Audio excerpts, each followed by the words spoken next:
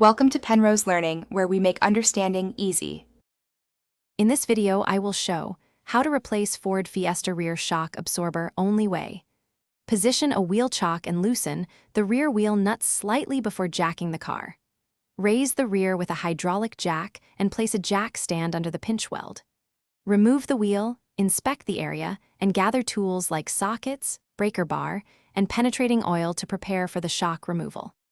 With the car securely supported, spray penetrating oil and tap bolts gently to free rusted threads.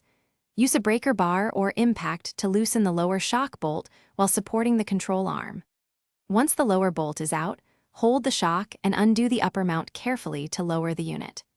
Remove the old shock and inspect mounts and bushings for wear, replacing parts if they show deterioration.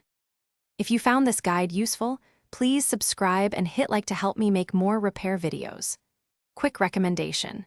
The Kindle Paperwhite is great for reading manuals and long repair guides in bright sun or low light, and it stores hundreds of service manuals neatly. Check the description for the link and other deals if you want one, and now let's get back to the video.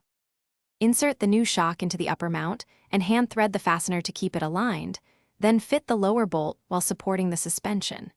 Torque both bolts to manufacturer specifications to ensure correct preload and safety. Reinstall the wheel, lower the jack stands, and torque the lug nuts in a star pattern.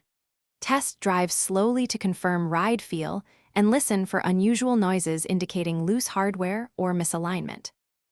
Thanks for watching. If this was helpful, leave a like and consider subscribing. See you next time.